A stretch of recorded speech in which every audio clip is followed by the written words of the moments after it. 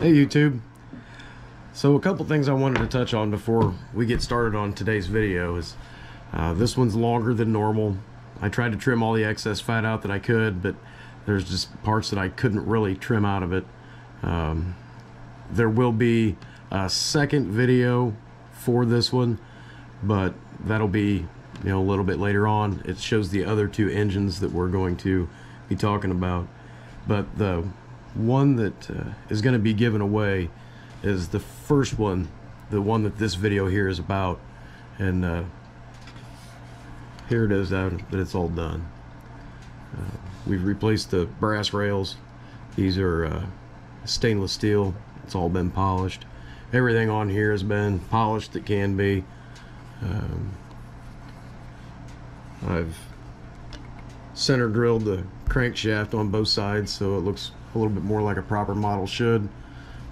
It's got a new burner assembly with a new wick, and it also shows my inability for woodworking. As you can see, the router burns that I'm unable to get out, but it's mounted on a nice piece of hickory board. It's got non-skid feet on the bottom of it, and yep, she's ready to go to one of you guys. So when we get to 150 subscribers on this channel, this engine will be sent out to you free of charge. It'll be randomly selected on who gets it. We'll write everything down on a sheet of paper and throw a dart at it. Who knows what we're gonna do? But yeah, this is the engine that will get sent to you. Remember, like, share, and subscribe to these videos. You guys have been great so far, leaving comments and so on. I really appreciate it. I enjoy making these videos. Hopefully you guys enjoy watching them. But yep, that's it. All right, well, I won't keep you any longer. Enjoy this video, and thanks again, YouTube.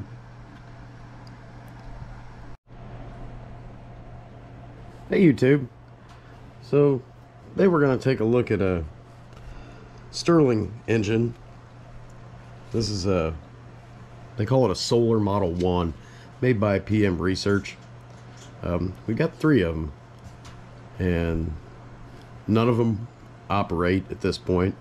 So we're gonna take a look at each one and get an idea on what's the matter with them. So we'll start with the one here on the right. Get these guys out of the way. And all 3 of these models are identical. Now let's look at this third one here. This third one turns over fairly well. No tight spots. Let's see where our timing's at on this one. So here we'll set this at 6 o'clock. Turn this around, and yeah, it looks like we're somewhere around 11 o'clock. So we're out of timing. So this in here never would run. I don't know which one. All 3 of them have to come apart. We'll degrease all of them.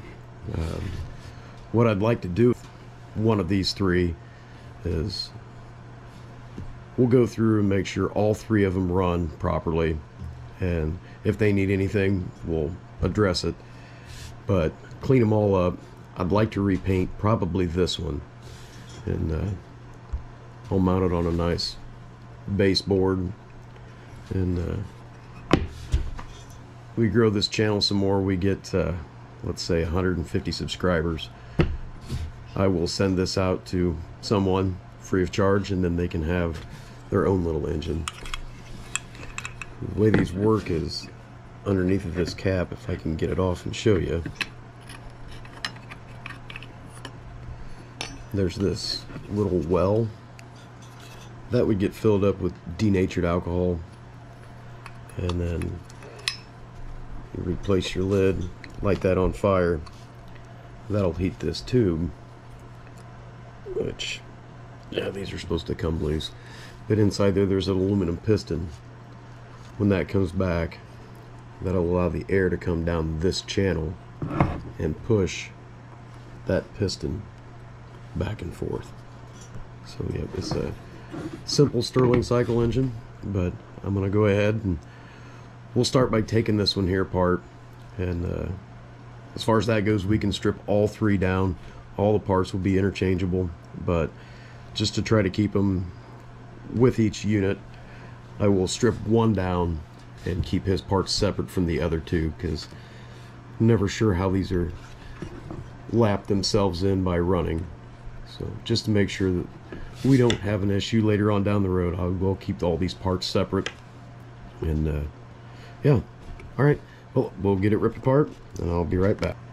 Okay, so we're going to start. We're going to take, I would assume you'd call that the cylinder block off.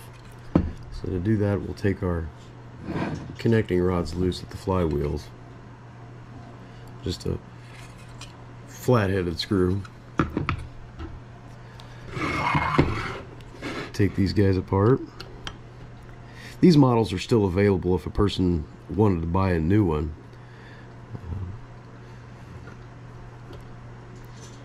I'm not exactly sure why they put that pulley in the center when they put this handrail around the backside. It would make it pretty hard to try to belt something to it. And get this one here off. It with no connecting rods hooked up, we'll be able to see how well our crankshaft turns. Try to keep this screwdriver out of your way so you can see how exciting it is to get a screw out of this. Alright, so both of our rods are unhooked. The flywheel spins really nice on there. Well, that's good. Alright, I'll keep all these parts separate, and then we'll take our cylinder block off.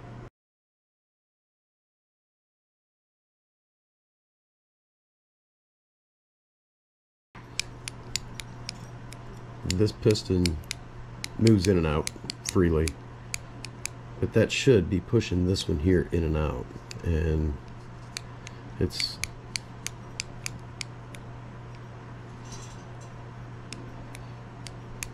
not really moving it. Right, let's get this guy out. And if you can see, I'm sure it looks like it on video, but these look like piston rings, and they're a groove. I found that they work really, really well for, you can see the oil shine on my finger. There's oil all over this. That's why it doesn't run. But, so these grooves here, they work really well for holding this powdered graphite. We'll set our piston over here out of the way. Take a look down inside that cylinder. Yeah, there's oil residue all over that. This is your displacer piston. It lives underneath you here. It's an aluminum piston. That other one we looked at, I believe it's some form of a graphite type rod. So this is your hot piston, your hot side of the engine, and this here would be the cold side of the engine. Get a hold of this guy. You take these apart back here, you want to, these are very thin walled, so you want to be careful not to, you know, grab it down here and really squeeze tight. Grab it right close to the end. You shouldn't have to grab too hard. And there it came loose. We don't want to mar or crush this. You'll see why when we get it apart.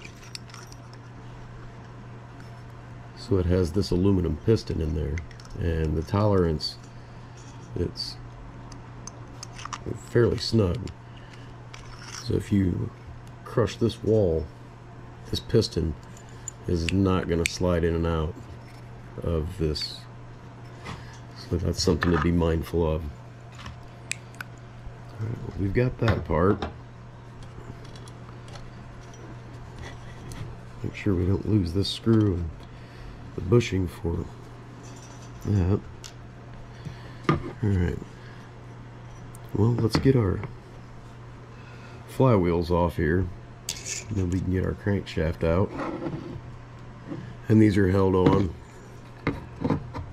by an Allen here.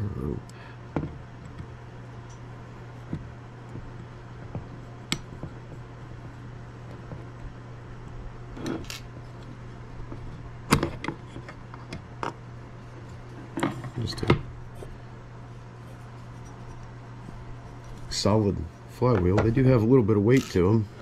We'll get those cleaned up and polished. I'm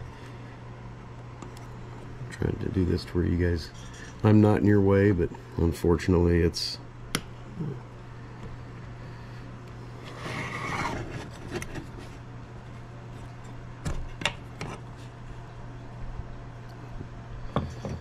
appears as if these flywheels would be interchangeable from either side.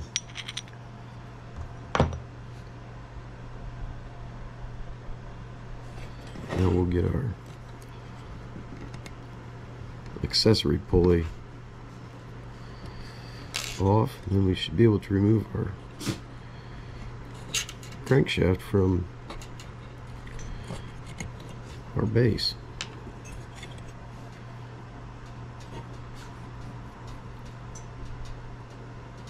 And there's a bit of a groove cut into here, but there's no flat spots on the shaft anywhere for that set screw to hold down on, so you can keep your timing adjusted. So that could be another thing to be mindful of if you have one that doesn't run, is check to make sure that your timing just hasn't slipped on your crankshaft. So we'll get our screws out of the base here. I don't know if you can see right here with the light, but it says Phoenix, Arizona Solar Engines. We'll get our screws out of this.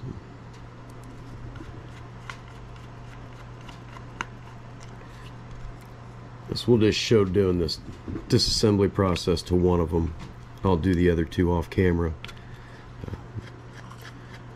And then when we're all done, we'll be able to put them back together. We'll put one together and I'll do the other ones off camera. So now we have our engine base off of our mounting base. This is also cast aluminum. There are no ball bearings or anything in this. Nice casting. They've done a really nice job on it. So now that we are down to our base here and our burner assembly. And the burner assembly, they're very simple. Just a spring type cap with this wick inside of it. So yeah, we'll end up replacing the wick on these. And then for this base, it appears that these brass rods and this handrail are just pressed into this aluminum base. So we'll see what we got to do to get these guys loose. That one came loose. Surprisingly, these are coming out pretty simple. I don't want to bend these little brass rods. So, well, there, that worked without bending them. So I'll get these guys out. Okay, well, we got these last three out, so that just left us with a bare casting here. We'll set this guy off to the side with the rest of it. And these three that were on this side, I'm not sure if they had, could just be factory paint. The way they snapped when they came loose, it felt almost like they had Loctite on them, but I could assume that wet paint would also, when it dried, hold them in there really well. So we've got our handrail and everything apart. Set all of it over here off to the side, and then we'll look at our cylinder block here and see what we've got to do to get him degreased.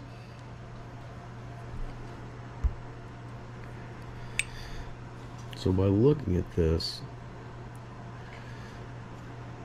it would appear that there's a roll pin.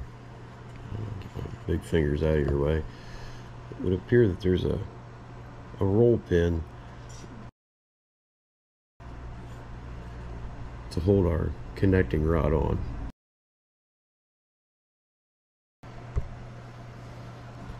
So I've knocked that little pin loose. I did it off camera to keep from, you know, beating the tar out of the top of this and making the camera vibrate. So we can see now that it's stuck out. We'll take our dogs here, grab it, get him the rest of the way out. Side. Then we can take our connecting rod off of our displacer piston. Make sure we don't have any sharp burrs from getting that pin out.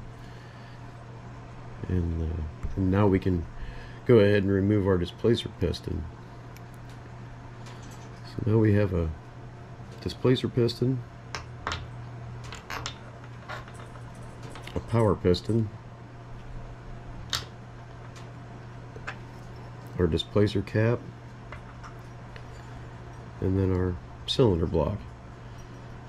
So everything is disassembled. We're going to take this screw here out, and it appears there's a gasket underneath of it, and that's where it's cross drilled from our displacer over to our power piston. So we'll take this screw here out, and that makes me kind of wonder now, taking this out, that this first one that we looked at that has the tight spot right there, when that piston gets to top dead center, if we look, there's no gasket in here. So that makes me wonder if that little screw that we just took out isn't protruding and the piston's going up and physically hitting that. So that'll be something we can check on when we do the next one.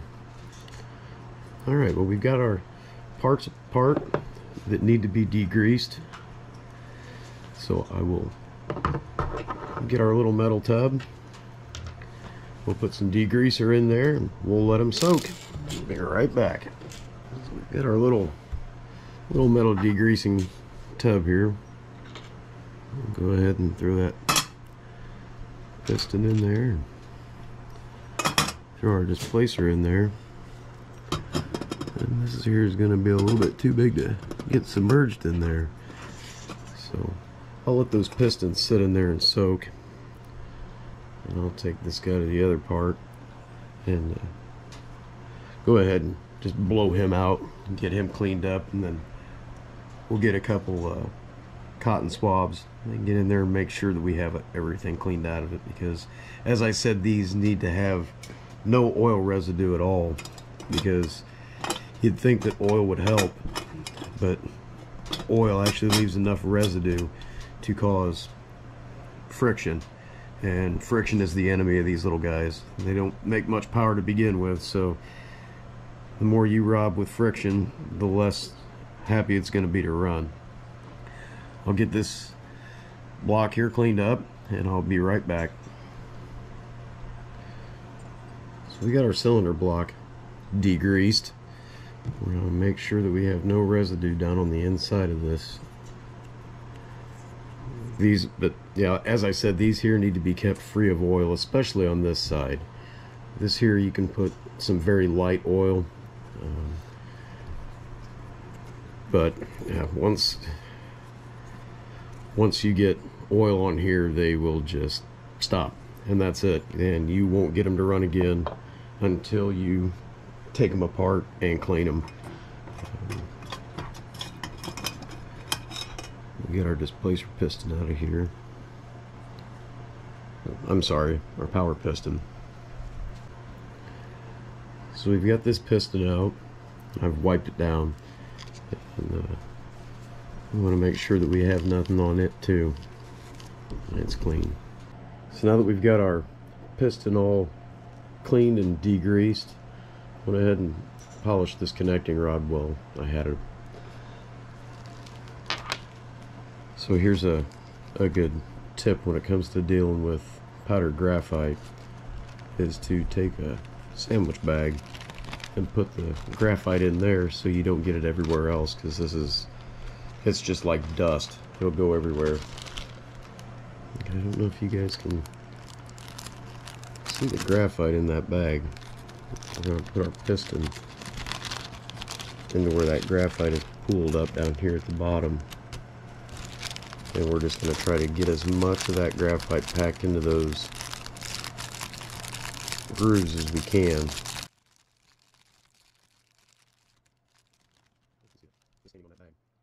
And the sparkle that's on this piston now. Take that and fit this back into our cylinder assembly. You can see now how easy that drops and slides in. So we'll start getting everything ready, and we'll put this guy back together. We'll give it a test run, and then while it's off camera I will go ahead and finish cleaning up all the rest of the parts and get it ready for the next owner. We'll take our other piston and slide it into the cylinder assembly. And like the other one, I went ahead and polished this little brass connecting rod up. So we'll get that lined up.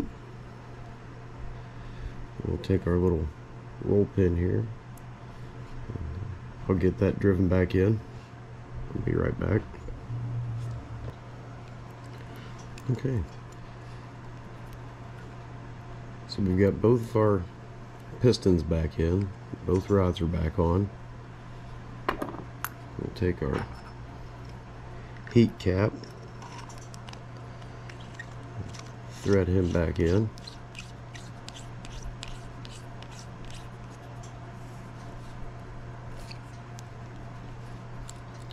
There. Alright, I'll set him off to the side right here, and I'll get the base put back together. Okay, so we've got our engine base mounted to the base itself. Get this guy turned around right. Get our screws, bolt that back in. We can't forget about our little plug that goes in the end of here with our gaskets on it. We'll snug that up. We don't want to over tighten it, because we may end up with the same problem that this one over here has. I don't know if you guys can see it or not, but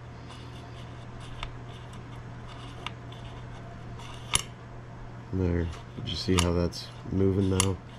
It wouldn't do that before.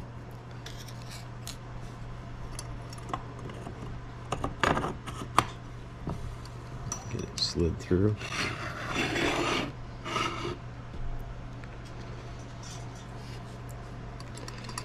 Get our crank pin bolt with the bushing on it. Okay. And we'll set this at 6 o'clock. We'll get our other flywheel here, get him slid on.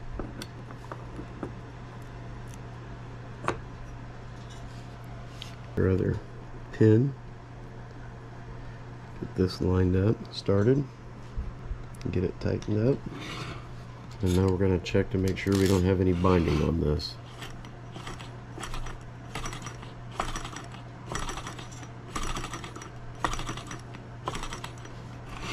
Turns nice and free. Alright, let me go grab some alcohol. We'll fill our little well up here, and we'll see if we can make it go. So here we have just denatured alcohol.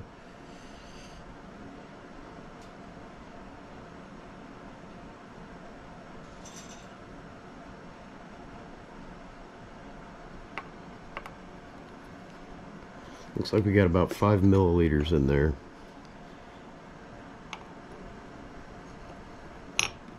We get the top of our burner assembly put back on.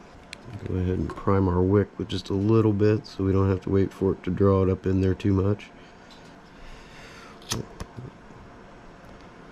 Light our burner, and these Doesn't make a lot of sense because that alcohol expands. You can see that it seeps out right there. It won't be too long if it doesn't burn down.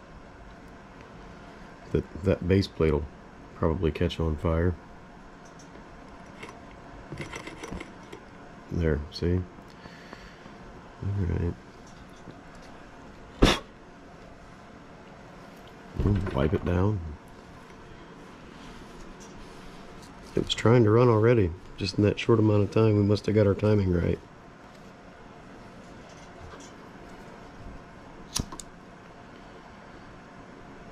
Okay. And again. That could have just been residue also.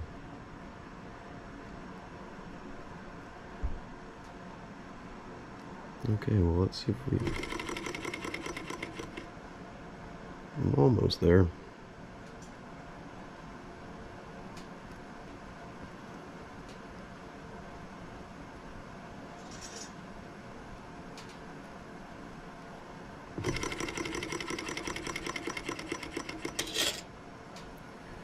I'm getting close.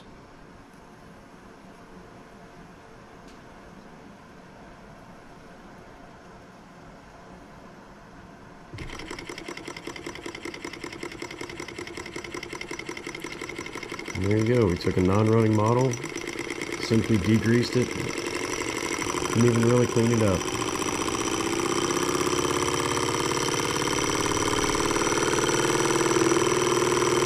And there you go. That's a running model again. I'll go ahead and blow this fire out. You guys get to see how long they stay running with no fire in front of them.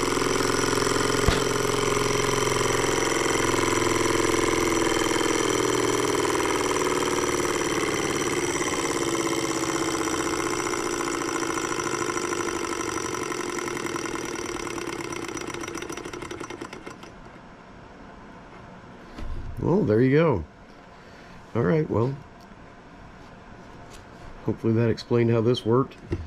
We got this one running. I'm going to go ahead and take it back apart now and get it all prepped and ready to paint, polish everything up, and go ahead and make the wooden base for it, because there's no provisions on the bottom. I'll show you on this other one that doesn't have fuel in it. There's no provisions on the bottom of these for rubber feet. So if you've got a hard surface like this, that it doesn't take anything for them to slide around, they'll vibrate. So we'll make a nice baseboard out of hickory or something and mount it to it and go from there. Alright, thanks guys.